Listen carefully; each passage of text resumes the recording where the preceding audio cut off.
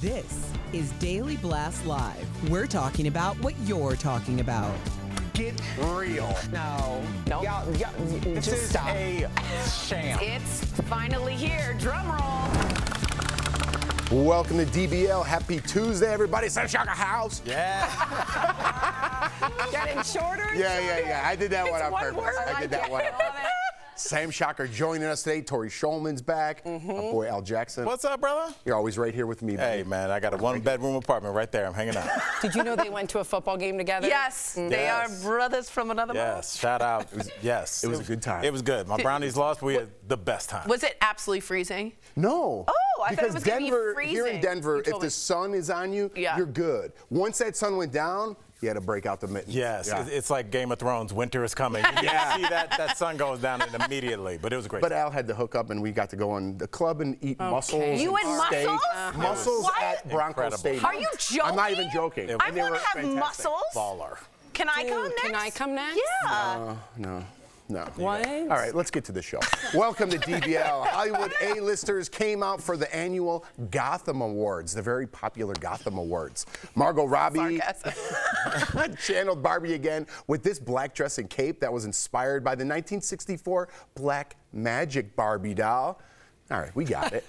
Leonardo DiCaprio posed on the red carpet with actress Lily Gladstone, who picked up an award. She's amazing, apparently, in this. Bradley Cooper, his movie Maestro, Maestro was also honored during the award ceremony. So big stars there. Penelope Yeah. Cruz looks stunning in this white lace gown. I love But it. everyone is talking about Robert De Niro. He claimed part of his speech about former President Donald Trump was removed from the teleprompter, so he started reading it from his phone. Take a look.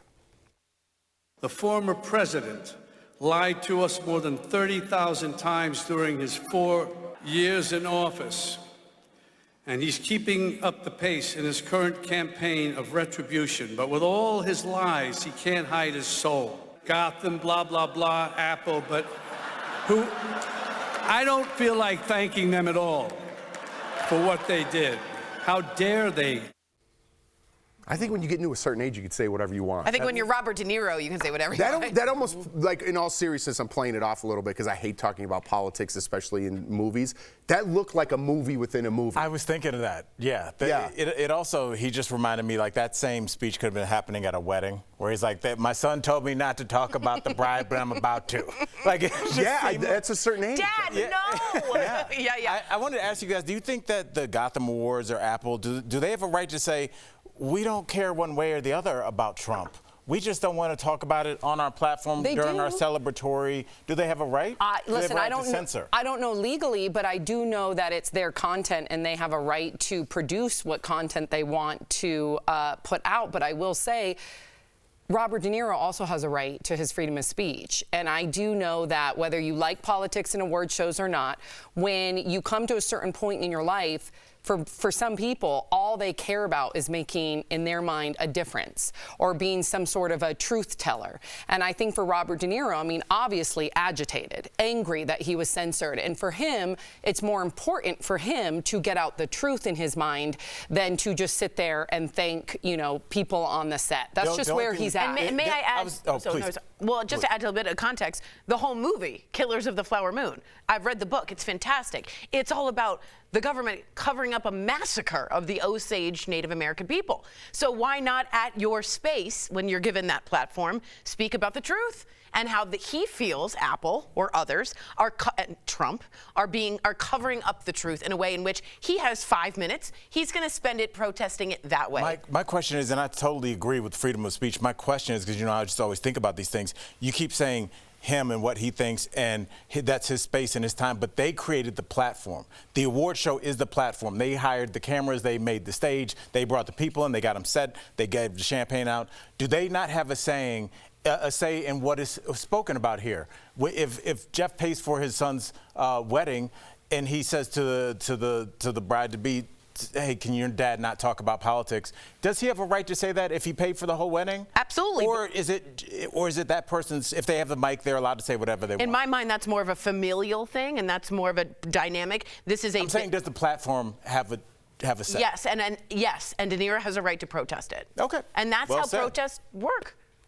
But if it was on the other side, now we're just talking here at the table, if they were saying, disparaging Obama and saying he maybe killed people in a drone strike, would that fly in Hollywood? Would it be like, hey, that's cool to talk about? This, right? Or would they yank him off the stage? You make a very great point. Yeah, it's a good and point. if I had more time in what I was saying earlier, I was actually going to bring that up because for me, I notice my biases all the time. Whether we're talking about certain wars, whether we're talking about certain politicians, if I see a certain celebrity get up and make a speech that I'm in alignment with, I feel very proud of that person. When it's someone that gets up there and I feel is either spewing misinformation or something I don't agree with, I do get offended. Now I'm working on that. I'm checking myself for that, but that's a great point because they're in Hollywood. That is a double standard. And that's kind of my whole point. I'm very much centered. I think people should be able to say what they want, but it does seem like it's not centered in Hollywood for sure. One will get an applause, the other one will get a boo. And canceled. Yeah. And taken off the stage abruptly. I'm just putting it out. Like Showtime at the Apollo. Oh, I wish they brought the Sandman back, dude. I missed that show. Yeah. I don't know if you can. All right, nobody knows what we're talking about. All right, let's move on. Dolly Parton, everybody loves her. Yes, Dolly. She's been known to send faxes rather than texts, and now we know why. She told Drew Barrymore that she doesn't text because she doesn't want to talk to everybody that wants to talk to her. I got to get me a fax machine. If somebody calls her, she'll answer it. If she wants to talk to them, or she'll call them back when she can. I think we're all guilty of this. Has anybody, I'm going to pose a question, and now you got to be honest. Have you ever sent a text back like 2 days later and be like, oh, sorry, just seeing this? Oh, but yeah. really, you saw it 2 days ago? And here's the other thing. The sound. I'm sensory sensitive. And when it goes bing, there's a sense like I'm a dog or a cow, and they're like, food's here, and I'm like, gotta answer. Like, it's almost like it's taken over instead of like, oh, I'll do that when I'm done with my task. Right. So the dopamine effect that you always talk about. You leave your phone on ring? Sometimes I do. Sometimes. That's a problem. I can't because even the vibrate a little bit does. Even it. to your point, Yeah. I cannot. Otherwise, I'm a type of person that likes out of sight, out of mind. Right? I like to handle things just so I don't have to deal with it later. Especially when the kids and everything, I'll forget. Right. Let's be honest. So for me, I have it on silent, and then when I finally get time to look at my texts or my voicemails, then I'll handle it. Otherwise, I'd be in panic mode the whole time. I don't know how you're handling it. High vigilance, Yes. right? And constantly Fight or flight. Totally. And what did this person say? What did this person say? And it's not a comforting. You need to turn. I You need to turn it off. I don't think it's normal, and nobody ever thinks. Maybe I'm weird for thinking this. I think that throughout your life and throughout your day, you're supposed to have certain thoughts that you allow to run through to their completion. If you're thinking about a conversation you have with your husband, and you're thinking about how you could have reacted. A text could throw off you getting to the end of that, and that's why, like, I'm very weird about answering texts. I just don't. I don't think it's natural. Don't I think let it you're supposed interrupt to just you. like live your life. I don't. But Did I'm you just old. get a text? I saw your phone move. Did I really? Yeah. It just moved. I'm fired? You texted me. What did you say? Hi. Hi. Oh. Check your phone after the show, Tori. It's embarrassing. Coming up on DBL, contestants from the reality show Squid Game my are gosh, I watched complaining this. about what happened during filming. It's we can good. talk about Sam texting us this last night as well. And we're talking with actor John Schneider about the tough loss in his life and how his late wife is still inspiring him today. Stick around. Dude, this show is incredible. It's good. Squid Game.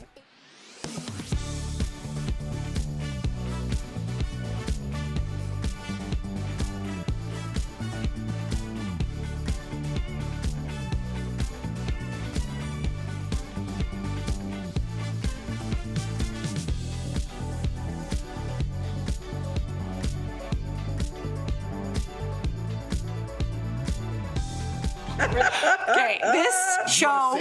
No. Oh. No, we're about to talk about it. Okay.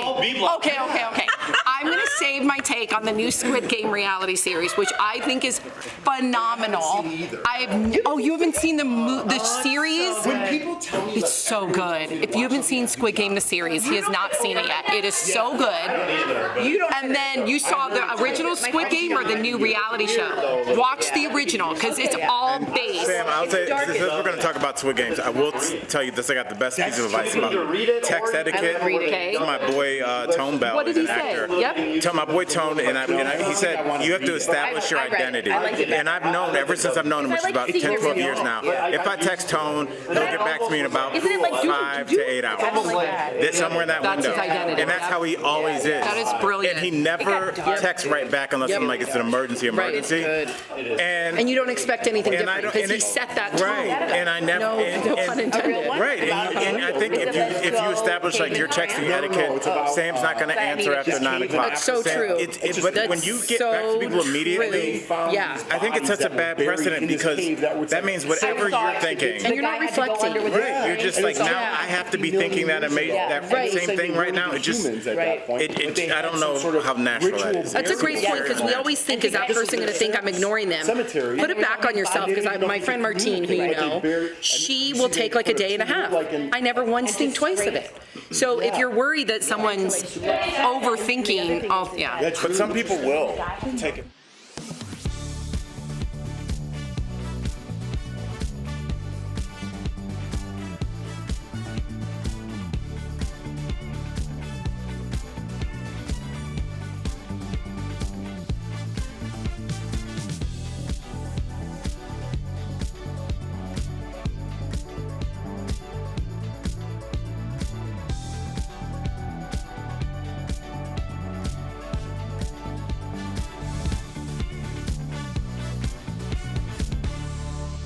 Welcome back to DBL. Okay, so some contestants on the new game show Squid Game Challenge say the conditions on set were too harsh. Oh no. The game show is based off the hit Netflix series where 456 contestants compete in a series of challenges in hopes of winning $4.56 million, okay? But 2 contestants on the game show say they got hypothermia and nerve damage on set. Hold on, they consulted lawyers. This is the funny part. I'm not laughing at that. You'll see why I'm laughing. But no lawsuit has been filed. Some other contestants told Today.com their experience was stressful and the meals lacked seasoning. Oh my gosh. How dare they? Okay, How dare they? let me go on this because first of all, I was a huge fan of the Squid Games series on Netflix. This is the reality show version of it. If you've seen the original Squid Games, you know it's all or nothing. Literally, those people in that fictional world lose their lives in order to win a big jackpot. Here, it's exactly like it, except they have to fake die but same challenges, and some of them really commit to fake dying in this reality show, and it is so hilarious. But I will say the stakes are high. They have to all bunk in like this one room. There's not much food, but again, they have to clean up after themselves. Who cares? But again, though, I know that doesn't even sound like no. There's 450 people. But when you're signing up for a game show called Squid Games, that's my point. Okay, you know exactly what you're getting into, and again, in this reality show, the stakes are high. You're going to win $4.5 million. Wow. So you better believe that anything thrown at you. What's the Fox series that Tom Sandoval is on? Special Forces. Yes. Again, Survivor. Whatever you sign up for, know what you're signing up for. Because I'm sure on this reality show, they tell you you're not going to get the best food. But you're not going to have the best sleeping conditions. You're going to hopefully win $4.5 million. So but what about give me a break. Survivor? Could you make the same complaints? That's what I was the show alone. The scorpion, it didn't have the seasoning. I hope, you know what's happening when you show up. Exactly. But the seasoning, Hal, the seasoning. Yeah, at some point, I bet there's just a few entitled people, and that's how suing people are. They're amongst us, everyone. They're marinating. Litigious, and they just really like to sue, and that's what this is about. It's like Big Brother. Could you have sued for being crazy afterwards? You do go through a psychological profile after. You really do. You have to talk to a psychiatrist to make sure everything's good, and they give you a year after to contact them. That's great. Wow. Yeah, but it really you couldn't is good. sue them because you sign your life away. But there's also times where it's called you're on slop, and all you could eat is this doughy whatever with protein in it, and that's all you eat for the whole week. And if you take a sip of water or something else, you're on it for another day. Yeah. Wow. Slop? It's called slop. Yeah, and then you get usually like a weird thing like octopus, and then you can eat that. I love or liver. octopus. You get one weird thing from the audience. I would not do well, but I wouldn't sign up for it. There you go. All right. But you might like the slop. What if there's squid in the slop? Then it's Squid Big Brother Game. That didn't make any sense. Because there's octopus. No. But Squid Big Brother Game doesn't. The mixing of it. Just move it along, Jeff. I just want to sit in it. We'll be right back. Yeah.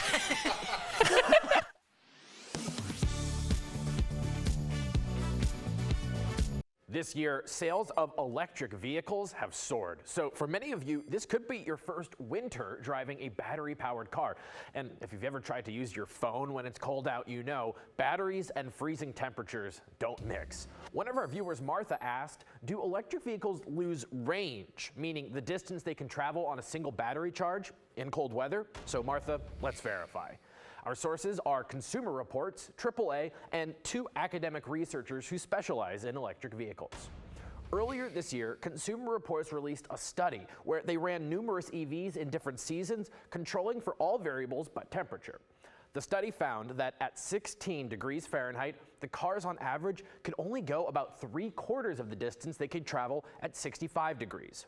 A similar study by AAA a few years ago showed similar results. The cars back then actually performed even worse in cold weather. So we can verify, yes, electric vehicles lose range in cold weather. So why is that? The biggest reason is simply the need to keep the driver comfortable.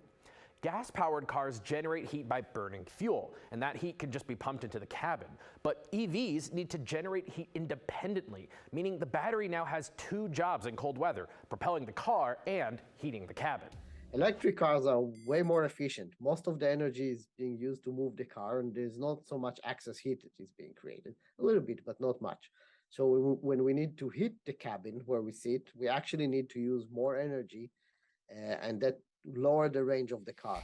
The good news, the loss of range shouldn't affect most drivers. On longer trips, you will need to recharge more often in cold weather, but for a daily commute, it shouldn't make much of a difference. With your Verify, I'm Casey Decker.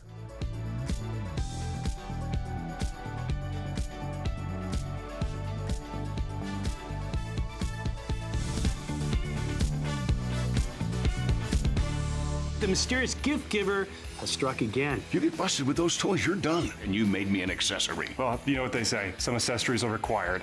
Am I smiling? No. Welcome back. That was a trailer for Jingle Smells, a new Christmas movie starring John Schneider. And earlier we spoke with him about the film and also how his late wife still inspires him today. Take a look. Please welcome TV legend John Schneider. Yes. Hey. Yes, I am in a car, which is kind of how it worked out. But hey, thank you for having me. Thank you for having me on here. This movie is so much fun.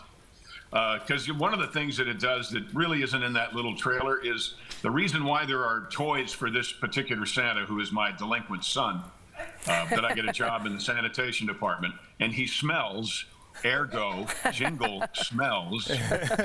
But the reason why he has all these toys to be able to distribute to the kids is because there's a wrestler that all of a sudden went crazy and became conservative and got canceled. So the toy company throws all the toys away, and my son finds them. So it's against cancel culture. It's a wonderful wake-up call to the woke, if you will. We talk about cancel culture all the time on this show, so we get it. But are there any other holiday movies that you like to watch every year, kind of a tradition? Well, you know, it's a good old Miracle on 34th Street. Yes. And of course, oh gosh, what is it? The Will Ferrell one that's so funny. Elf. Oh my God. Yeah. Call me an elf. Call me an elf one more time. But this has been a big year for me. You know, this has been a rough year, and I'm trying to make chicken salad out of it. Aww. So we have a book my bride and I did called In the Driver's Seat, that will help you if you've been diagnosed with cancer. It will help you. It will help your family get through it, put you in charge of what's going on, be the dog rather than the tail. Then I have a new tribute album I just did to her called We're Still Us, and this movie. Well, we're very sorry about your loss. Is this album helping you through the grieving process? It is. Writing it really helped me through the grieving process. I sat with some dear friends of mine in Nashville and gave them the truth, my truth, you know, how I was feeling, what grief feels like. Because people make a mistake. They think grief is like a lot of sorrow or big sorrow. Grief is an entirely different animal. And sadly, I've been put in charge, I guess, at least for this period of time, by God to help people navigate through it. Wow. And John, you know, she lives on, and you know, you said something earlier that you called her your bride. That's something my grandfather used to call my grandmother his bride, and you can just tell the love that you and Alicia shared just by you speaking about her. I want to talk. Oh my gosh, thank you. I know. I want to talk more about her book. How, in your opinion, I mean, it's called In the Driver's Seat, and it just came out, but it's about living with no regrets. How did she do that, and how does she still inspire you every day?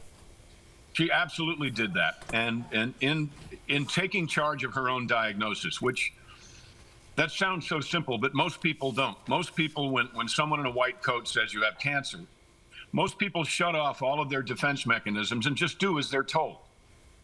But I'm not saying anything bad against the cancer industry, but an oncologist has 1,000 patients, and you and your bride have one. Alicia Elaine Schneider was tough as a Waffle House steak.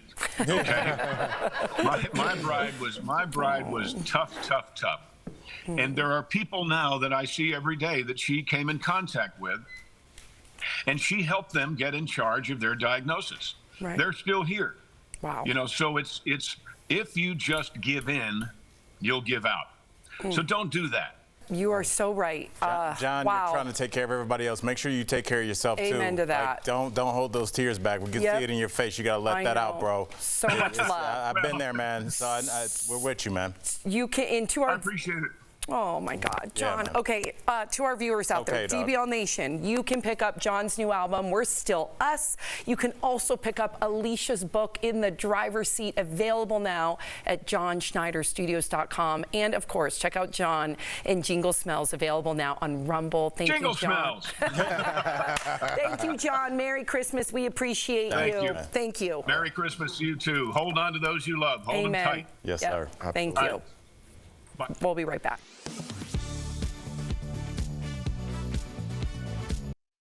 The latest update to iPhone software includes a feature called Name Drop. It allows people to share their contact information over Bluetooth.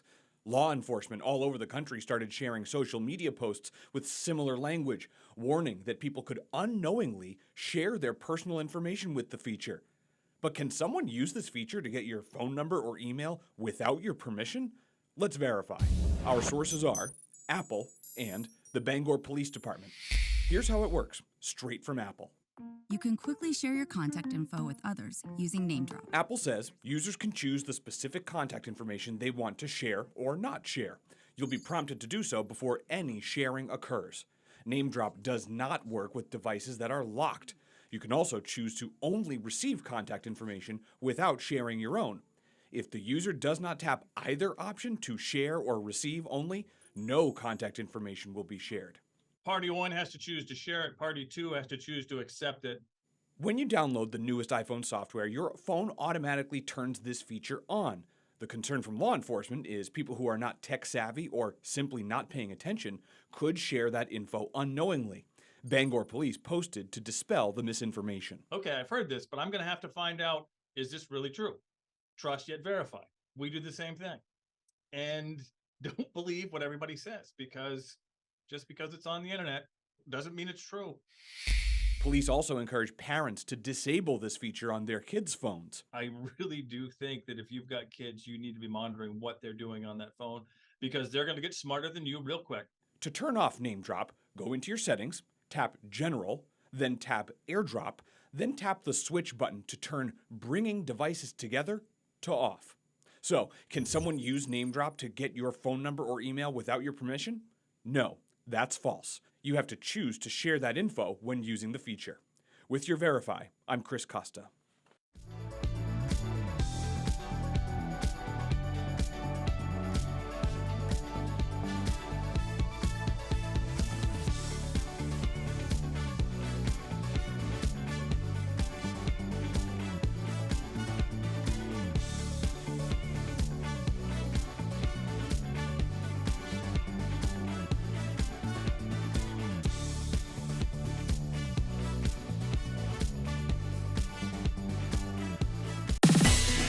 A solution to dangerous streets and roads could be right underneath our feet. Let's connect the dots. According to a Johns Hopkins study, narrow driving lanes could save lives and the environment.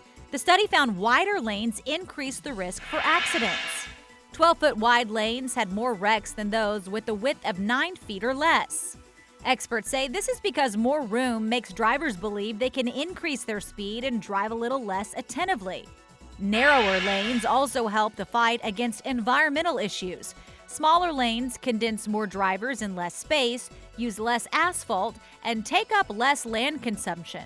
And while narrow roads can keep drivers safe, experts say that leftover space can be used as a buffer between cars and the bike lane. And that's connecting the dots.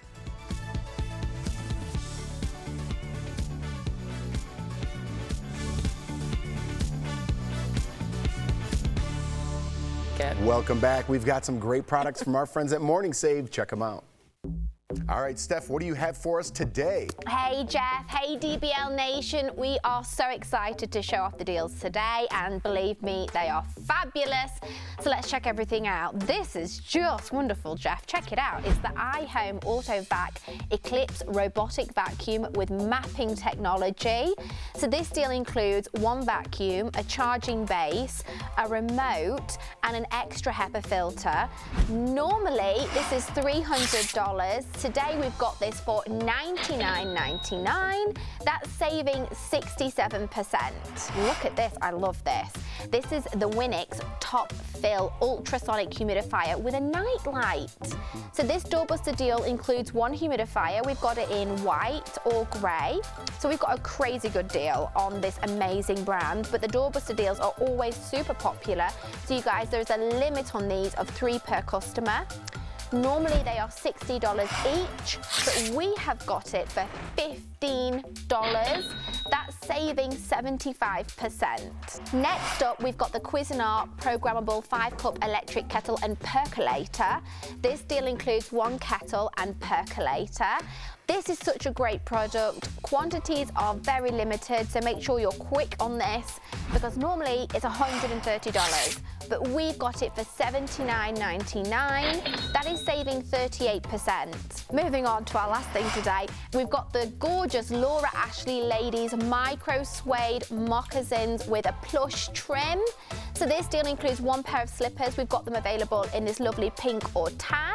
You can get them in sizes small to XL.